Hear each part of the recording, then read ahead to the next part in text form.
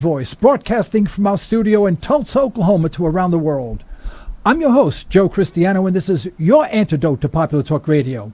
Folks, it's time for us to take back control of our government now before this bureaucratic, oversized, and self-serving federal government starves us of our property, our freedom, our rights, and our liberty. But to do this, we must shed conventional thinking regarding our political structure. We need to be revolutionaries in thought, dissidents in action, and only after we recognize what our government is doing to our freedom and our Constitution will we start taking it back. And this program is just about that. We are absolutely pleased and honored to have the Executive Vice President of the Cato Institute, Mr. David Boaz, as our guest. He's the author of the book, The Libertarian Mind. Right here. I'm reading the book now. I'm in the process of reading it. It's a revised and updated edition of the Libertarianism, the Primer, a manifesto for freedom. I recommend that you get this book, read it, digest it, and understand it. All right? This is a must-listen broadcast for anyone who is on the fence or curious about how and why libertarian thought should be adopted, not only in our political arena but also in our daily lives. David, thank you so much for being part of our show today. Thank you. Well, I think the last time I saw you on television was, I'm thinking, was it on the John Stossel show or was it on RTV or somewhere? I don't remember when the last time I saw you on TV, but it was quite recent, I think. Well, it wasn't RT, I can tell you that. Okay. It could have been Stossel, although I've been on Kennedy a few times in the past few weeks. Okay, then it was probably at that time. All right, well, thank you so much for being on the program. You know, I thoroughly enjoy books on libertarian philosophy because it gives you a better understanding of the very principles of this that built this nation, that this nation was built on. And yet we violate it every day. Every news broadcast violates the very principles of our Constitution and our forefathers. And yet people always feel as if, you know, if they're not towing the party line, there's something wrong with them. Tell me, tell us about, I mean, I know about this book. I'm reading it now. I'm into it. I just love it. I love to read stuff like this. Tell me, tell us about this book and why you updated it. Well, what I tried to write was the best current accessible introduction to libertarian ideas, and other people will have to judge if I succeeded. But my idea was, particularly back in 1997 when I wrote the first version, that there was no good introduction to libertarian ideas in this generation. And then after 15 or so years had passed, I thought maybe we needed to update it. There's some new ideas. Hopefully I understand things a little bit better, and obviously policies have changed. Although as it turned out, policies hadn't changed as much as I thought. All of the things that I thought might get better in the next 15 years had not gotten better, so I didn't really have to change those parts. But the idea is to take the philosophy of liberty in a very basic way and the history of libertarian ideas, and then spell out what they mean in individualism and collectivism and law and economics. Yeah. You know, so many people consider being a libertarian as being a mean person, you know, and later on I want to talk about a little bit about what's going on in Houston and government involvement, but I want to hold off on that just for a moment. You know, the libertarian principle is very basic if you truly study it and understand it. And once you understand it and you have that aha moment, your life changes forever. You know, now if we look at what's going on today, especially with a president like Donald Trump, you know, who at first I thought was sort of libertarian leaning and then went all the way to the left and then all the way to the right, and then remember that in high school football, sit down, stand up, fight type thing. And I never know where this guy is going to land on any issue. This guy is not a conservative. He's not a liberal. He's not a libertarian. I have no idea what he is. Could you help me understand this guy? Well, I think if you assume that he'll always land on the authoritarian position, you'll be in pretty good shape. Yeah. I mean, we've noticed, I agree, he doesn't have any consistent philosophy. He doesn't have a coherent ideology, anything like that. But he likes dictators around the world, from Duterte in the Philippines to Sisi in Egypt to Putin. And in this country, what is his first pardon? not some pot smoker, not somebody who ran afoul of a lemonade stand regulation. His first pardon is the guy who racially profiled immigrants and arrested them because they looked Hispanic and then defied court orders to stop doing that. That tells you his attitude toward, it's not even law and order, it's just order. He sees himself as the boss, and he thinks Putin is the boss, and Sisi is the boss, and he likes bosses. And you notice he doesn't like any of the Democratic elected officials in the world. He doesn't like Merkel or May or Macron. I'm not a big fan of those people, but I like them better than dictators. Yeah, and people don't understand the basics is that, when he was running for office, I was pleased that he was elected because he was an unknown, at least. I said, I stand at least a 5% chance of him being a good president, But with Hillary, when she was, I figured there's a 100% chance this is not going to work. So I was sort of leaning towards, okay, the Libertarian's not going to win. I'll take my second choice, and that'll be Donald Trump. But so many people say, but he's a businessman. He can run a country. He knows how to run things. And I keep on screaming at everyone saying, no, he's not our boss. He doesn't own me like he owns his company. We own him. He is there only to protect us from a Congress gone awry and protect our freedom and our liberties from an abusive government, not to create a more abusive government. And I couldn't get that through to people. Well, I think that's right. It's kind of a mistake to think that you want a businessman to be president because he should run the country like a business. As you say, the country is not a business. We don't all work for the government. We don't work for the president. And a business has one purpose. Mostly it is to make money, but it might be to make the best automobiles or the best radio programs or whatever, and that's your real focus. A country doesn't have that. A country is 300 million people with their own ideas and their own dreams and their own purposes, and all he's president of is the federal government, which should be a lot smaller than it is.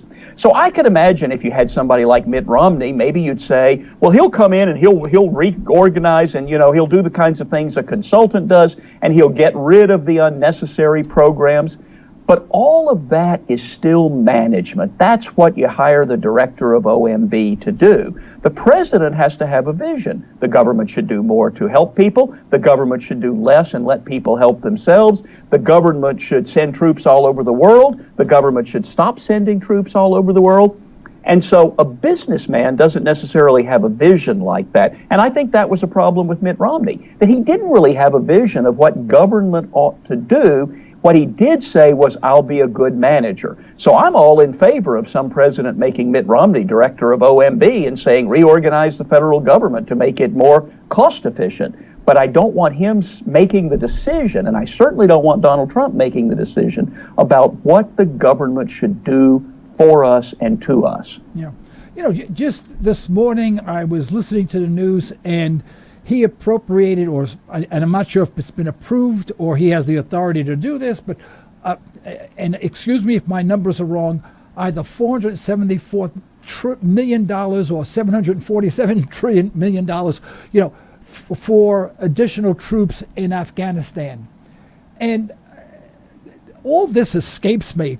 We've exceeded the budget limit, we're broke, and now we're appropriating an additional near $500 million for Afghanistan. Sometimes I really think I've lost my mind, and I'm on another planet, observing a bunch of mad people on Earth running around like ants in an anthill.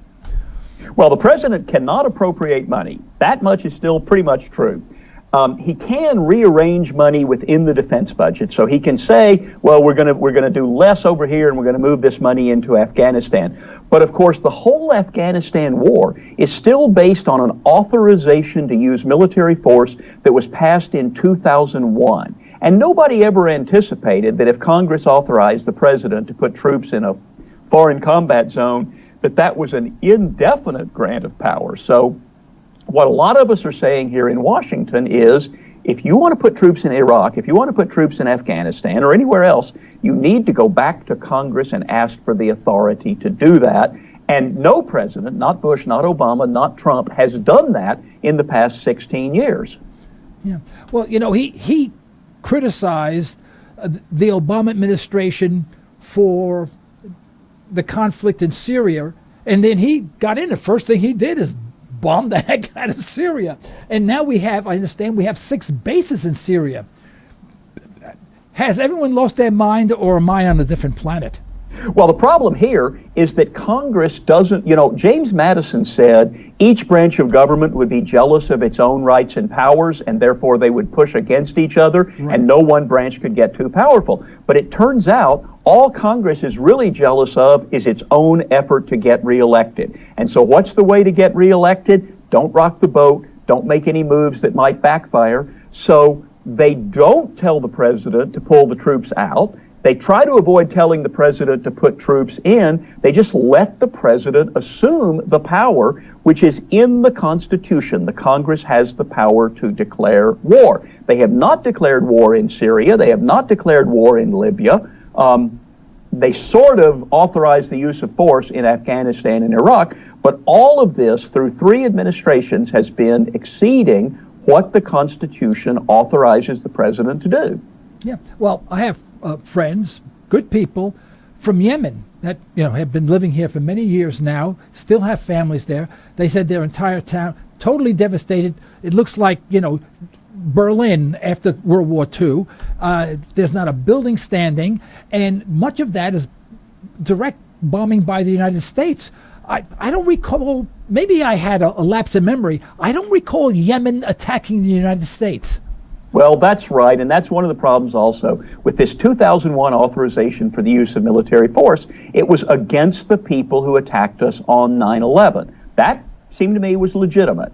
But we've expanded it to Iraq, to Yemen, all these things. None of that is legitimate. And we as a country do not want to go into the Middle East and fully occupy it the way the British Empire did. We don't want to be that kind of country. So we're in there, we're drawing fire, we're making people mad, we're making people angry enough to commit terrorist acts, but we're not trying to occupy the country, arrest everybody who opposes us, kill everybody who opposes us. It's a crazy way to run a foreign policy. And you know what people are talking about right now? Children who were born on 9/11 are going to be joining the army and going to Afghanistan in a couple of years. Yep. Now, correct me, philosophically correct me. North Korea. Here's my solution for North Korea. We pull out of South Korea 100%. We stay home and do what my mother says. My mother used to tell my father when he complained about the international situation, my father was always talking about the international situation. He was from the old country, And she'd say, Victor, if people would only stay home and mind their own business, the world would be a better place. My mother had hardly no education at all, stayed at home, didn't even drive a car, didn't smoke a cigarette, all right? She just stayed home, cooked and cleaned. She's old-fashioned, really old-fashioned Italian lady, right? If people would only stay home and mind their own business, the world would be a better place. What better Secretary of State would you need other than my mother? Now, if using that principle, if we withdrew the troops from South Korea, if we didn't bother them at all, we just isolated ourselves from Korea, then that would force the South Koreans to talk to the North Koreans without an army of the United States behind them, without being what's the word I'm looking for? Without being having a spear at the same time when they're talking. And at least they'd have to come to an understanding, and possibly they would resolve their conflicts. Am I just naive at this point? Well, I don't know. I hope that would work. Of course, we're not going to try it, so I hope something else will work. Right. But yes, in the first place, South Korea has 20 or 30 times the GNP of North Korea. So if they perceive a threat from North Korea, they can afford to create whatever army they need to protect themselves from North Korea. But if we didn't have troops all over the world, we wouldn't be involved in conflicts all over the world. Now, it may be that Kim Jong-un is really crazy, and that he really is going to send a nuclear weapon somewhere. And maybe that's going to happen whatever we do. On the other hand, for the past 50, 60 years, what we've tried is having troops stationed in in South Korea, on the border with North Korea, and that doesn't seem to be working very well. So letting the countries of Asia work this out, if there's anything that needs to be worked out. Japan, China, South Korea, why don't they work together, try to negotiate with North Korea, see what North Korea really wants other than showing off for the United States? Yeah, I mean, to me, just leave them alone. See it work out. No one's going to attack one another. And people talk about Korea as if it's Russia. North Korea is in square miles, two-thirds the size of the state of Oklahoma. And Oklahoma is not the biggest state in the Union, obviously. It's a moderate-sized state. It's two-thirds the size. And here we have the United States. You know, Alaska is bigger than... 3 times the size as North Korea alone. And yet we treat them as if they're, it's the old Soviet Union bloc against us. Who dreams this stuff up? I mean, I'm sure, is it Fox News that loves war so much? Or is it MSNBC? Or is it mainstream media? I mean, why don't we have people in mainstream thinking critically and with a more libertarian and constitutional base? Why do we have to listen to the swill all day long, indoctrinating the population? And then when you suggest to someone that maybe we shouldn't go to war, you sound like a wimp, like you sound un-American, which is even worse. Well, I'm not sure that you do to most people. I think most Americans in places like Oklahoma and Indiana and Iowa don't see why we need to be at war around the world. And I think if you had an articulate presidential candidate making that point, that he might have done very well. Trump occasionally did make that point. We're not going to do any more nation building, that sort of thing. And I think people did respond well to that, but Of course, he was never very coherent about making that argument.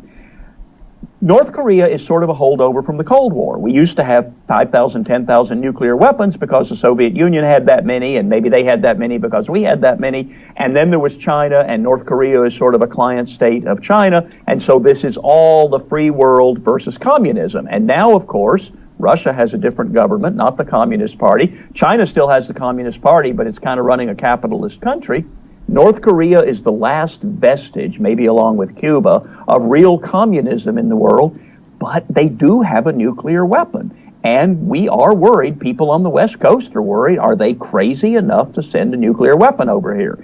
Now, I think if we had gotten out of there 10 years ago, 20 years ago, we'd be in a completely different situation. One of the things the Kim regime has going for it is we are protecting you against the United States. The United States, the great Satan, the big enemy, our country standing up to the United States. So if we decided to come home and ignore North Korea, maybe they would stop getting any value in saying they're standing up to the United States if people can see that the United States isn't anywhere around. Yeah. Should be. We have a caller? Yes. What's the area code? 918. All right. Area code 918. Caller, you're on the air. Your question or comment, please. Yes. I would like to ask the author, aside from the current geopolitical climate and the perspectives that you offer, I'm anxious to read your book, and I'm wondering how you feel, if you have much hope for the future of libertarian values, the libertarian movement, and the Libertarian Party. How do you feel, what's your prognosis in the next few years or couple decades as far as it gaining traction and greater acceptance? Well, unlike a lot of libertarians, unlike Joe's opening remarks here, I'm actually fairly optimistic about the world, because the fact is freedom works, and communism doesn't work, and socialism doesn't work, and fascism doesn't work. Freedom does work. And so for the past 300 years or so, we have been moving in the direction all over the world of free markets and human rights and self-direction of individuals. And there have been a lot of setbacks along the way, and we have this massive government entitlement state that nobody seems to be able to deal with. Nevertheless, I do believe that, as Thomas Jefferson said in his last letter, all eyes are opened or opening to the importance of individual rights. And I think you're seeing that to some extent in China. India has become much more prosperous than it used to be. Latin America, I believe the Chavismo fever has passed. Still going on in Venezuela. But in the rest of Latin America, they're getting the point again. This doesn't work. So I'm fairly optimistic. Now, you asked specifically about the libertarian movement. There's no question that the libertarian movement, the libertarian worldview in America is bigger than it was. When I was a kid, it was a handful of people. I got my first job in the libertarian movement because I was the only libertarian who knew how many members of Congress there were. Now we have a lot of people contending for jobs like that, and we have a lot of jobs available. Around the world, the Atlas Network is helping institutes, libertarian institutes, develop all over the world, in the Arab world, the Muslim world, Latin America, China, Russia. All of that, I think, is a good thing. Now, we're also seeing right now a kind of resurgence of socialism, Bernie Sanders and Jeremy Corbyn. We're seeing a resurgence of fascism from Hungary to Russia to Marine Le Pen in France.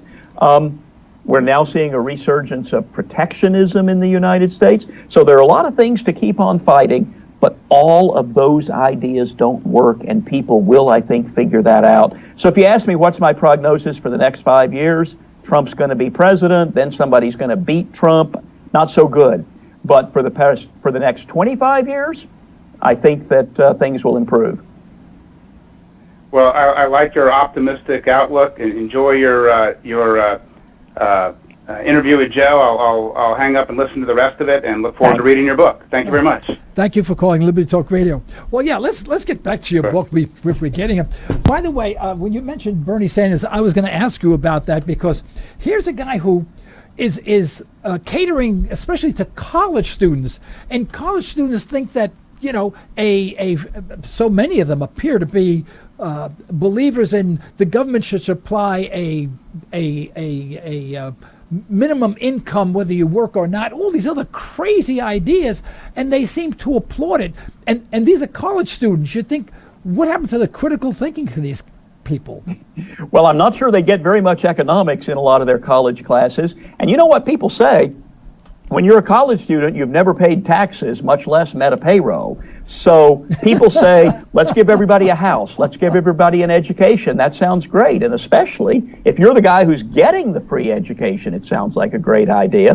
When people start looking for a job and having to pay taxes, then I think they're more willing to listen to the point about economics, that there are a lot of trade-offs. Nothing is free. Everything has to be paid for. But yes, they sure do seem at this point ignorant of economics, and there are those of us who are trying to talk to college students in college, even in high school. But the lure of, isn't it nice to give people free stuff, is very compelling. I think I've grown so far towards the libertarian perspective. It's so difficult for me to see anything but the libertarian perspective on about everything that we do, which means that people should be free to do what they want, provided they do not infringe upon the equal rights of others. Very simple concept. And even the situation now in Houston, the Houston area, where Hurricane Harvey, we all know what's happening there, and Trump gets on his bandwagon, he's going to be sending assistance and everything. And I'm thinking to myself, we had a hurricane wipe out all of Joplin, Missouri. And that's very close to here. I mean, I can get there in about an hour and 10 minutes. And I've been through there after the tornado hit. I mean, nothing was there. When FEMA came in, the city of Joplin said, get out. They wouldn't allow them in. And within a year, that whole place was rebuilt. And they knew if FEMA came in, it would be years with people living in tent cities and whatever. They didn't want any federal assistance whatsoever. But assistance poured in from all over. Now with Houston, I personally contributed through a charity that is donating its money now to the people in Houston. I voluntarily did so. And I'll bet a million other people did the same thing. And I have people in the studio that just put their heads like this. Yeah, I did too. I see by the federal government getting into the situation in Houston, making the matter even worse. They should get out. But when I say that to many people, they say, oh, you're so cold-hearted. You know, the federal government should be there for everyone. I said, well, if that's the case, if a sewer line breaks in your neighborhood and your street gets flooded, you better have the U.S. government come in and fix it right away. What's your stance on that? Well, right now, it's a devastating picture, and all of us look at this, and our hearts go out to these people who are trying to live in homes that have been destroyed, not knowing what they'll find when they go back to their home. It's a terrible situation. And so right now is probably not the time for people to listen to a sober discussion of what did the National Flood Insurance Program have to do with this? What did FEMA saying we'll take care of everything have to do with Houston maybe not being as well prepared as it should have been? But what we've seen already is lots of individuals, people with boats, people with all-wheel drive, people with mattress stores that they let people come and stay in. We're seeing a lot of spontaneous individual response. We're seeing Walmart and Home Depot and other companies being prepared, helping people there. FEMA, this is not the time, it seems to me, to be going out and arguing, keep FEMA out of Houston, because it is going to sound heartless. Right. After this is over, then we should try to have that discussion. What good is National Flood Insurance? What good is FEMA? Isn't it better if you let the local community and the state handle these problems and the private sector? But I don't want to be making the argument right now in the face of this, because it's hard for people to hear that argument right now. No, I agree. In fact, even I think it's Budweiser beer, right? Budweiser, Sally. Miller. But what they're doing is they're converting their beer factories to water factories and shipping water out. They weren't, dictated by anyone to do so. They did it voluntarily. I think everyone's hearts go out. And no, I don't mean to be cruel. In fact, the problem is I see what happened we experienced what happened in New Orleans when FEMA came in, and they're still not rebuilt. I mean, 10 years now, and the place is still a mess. But it just seems that when the government gets involved, they don't really help. They make things worse, and that was my point. Yes, it's certainly true. The federal government adds layers of centralization, layers of bureaucracy, and it also is subject to political decision-making. There are all sorts of academic studies saying that presidents issue more disaster announcements when they're running for re-election than they do once the election is over. Right. What does that tell you? It's a political game. Yeah. So why not leave it in the local level where people can see what the problems are and deal with it themselves? But as I say, right now, I know nobody wants to hear that. I know. And don't get me wrong, in the event that they need Army helicopters to lift people up, bring the helicopters in. I'm not saying, but okay. Well, I think we're on the same page on that. I'm just so frustrated with our government and everything it does. It seems that everything seems to be wrong. But let's talk a little bit more about your book, The Libertarian Mind. Here's my problem. It seems that there is a community of people who have not lost their ability to think critically, and people don't really understand what that means. I mean, think critically. Trump is not a person who thinks critically. He thinks one side of the ledger. He either thinks liability or he thinks asset, either left side or right side. He doesn't know there's both sides of the story. And so he is not a critical thinker. He just reacts based on his instinct, and he's usually wrong. But it seems that this is needed in every school to get people to start thinking. My biggest frustration is that Americans can't think. They'll say, but Trump will make America great again. It doesn't answer the question. I mean, they stop thinking. Do you find that, or am I in this isolated community of non-thinkers? Well, the interesting thing is most people can think pretty well when it comes to their own lives and things they have control over. So you may think you have a neighbor who can't think very well at all, but I'll bet he can decide what kind of car best serves his needs. Correct. And if he's able to pick a wife and find a home and find a job and look for a better job, all the things that he can actually control, he can devote critical thinking to. It's the things where critical thinking isn't going to really help you that much. You could spend all year studying Hillary and Donald Trump And you'd still realize there's something wrong with each of them, and maybe you'd like part of one and part of another, but you can't have that. So this is what economists call rational ignorance about politics. What's the point of studying up? If I need to buy a new computer, I do some studying and then I buy the one that fits my needs. If I need to get a new politician, I can do all the studying in the world, but I still only get one vote out of 100 million. So what's the point?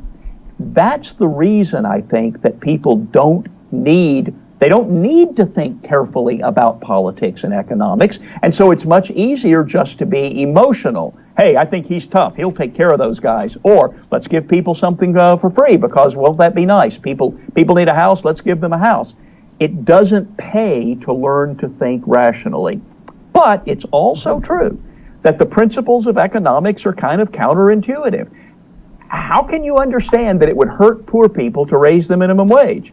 You do have to be able to think several steps ahead. If you raise the minimum wage, will everybody get a raise? No. Some people will lose their jobs because they're not worth $15 an hour. Their labor is not worth $15 an hour to McDonald's, and so McDonald's will go out and get robots to take your order or kiosks or whatever. But you do have to be able to think several steps that way, and that is challenging for the whole economic argument. Okay. Well, why don't we take a look at your book and just tell us something, give us a summary of the content of your book and why you intended, why you updated it, if you will.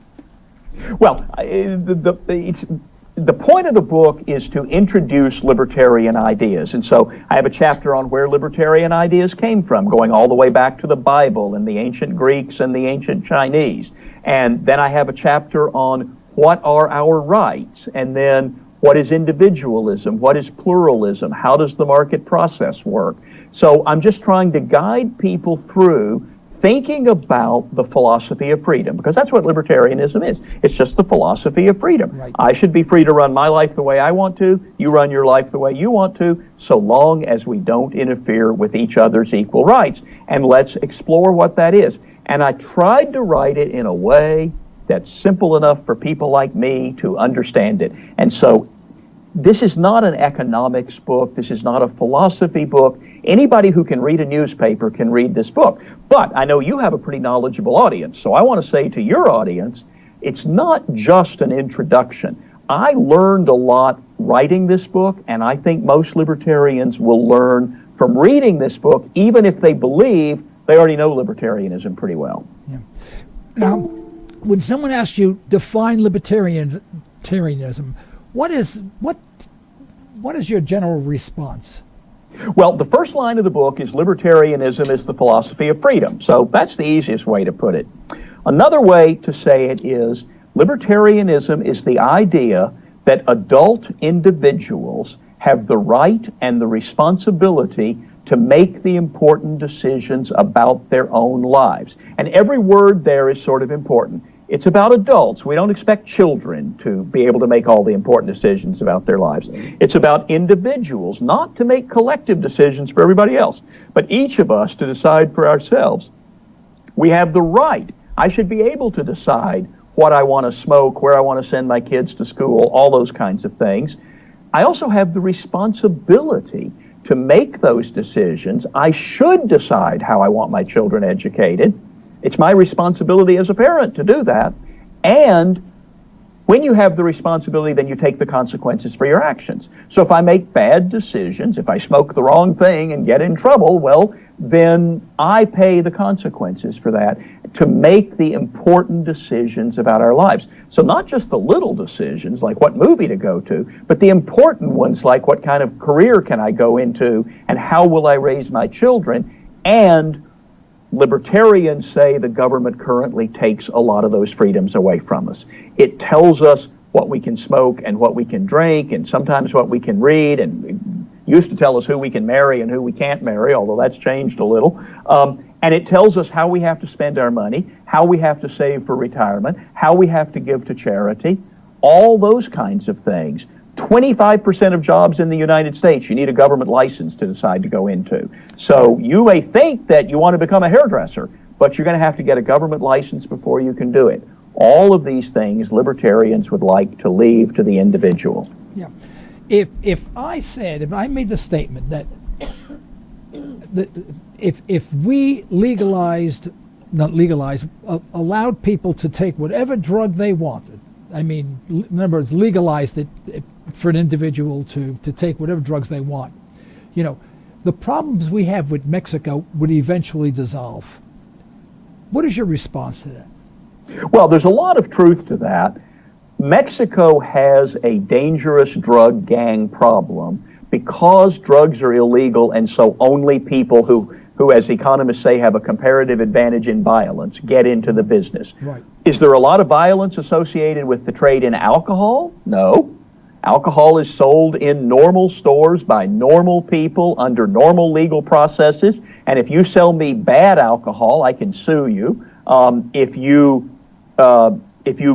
shoot me so you can take my corner and sell alcohol there, then you're going to go to jail. Whereas if you're in the illegal drug business, only gangs, only criminals can be involved in that business, and then you get a lot of crime associated with it. So yes, if we legalize drugs in this country, then I think Mexico would move toward a regime of legalization too, and they could quietly produce the drugs Americans want to buy.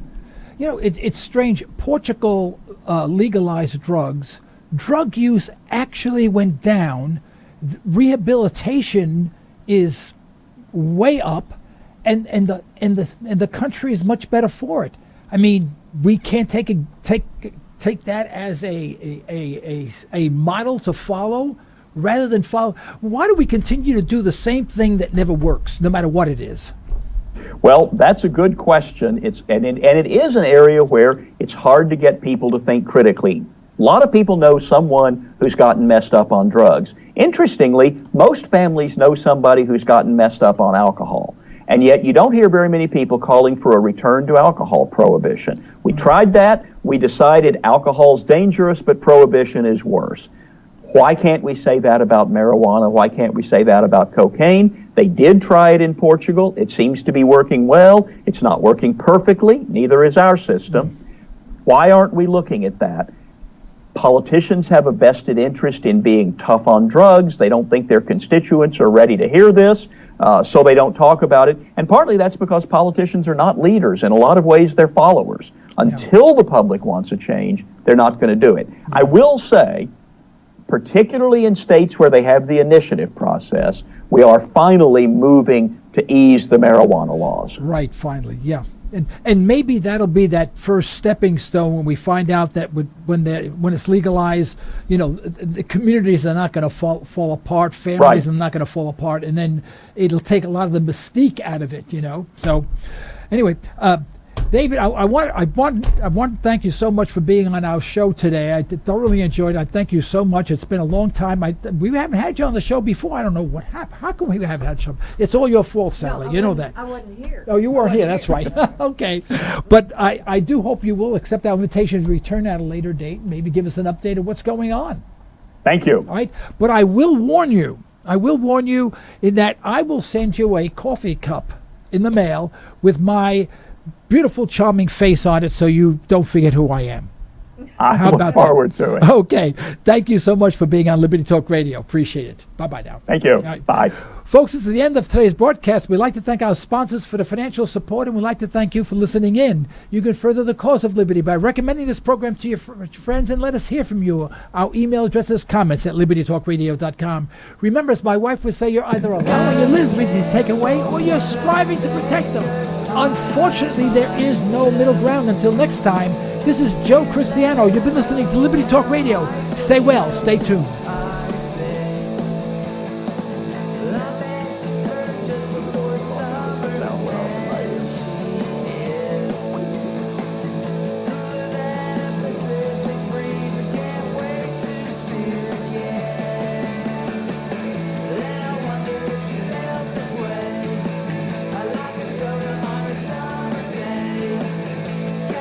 Thank you for using Blog Talk Radio. Goodbye.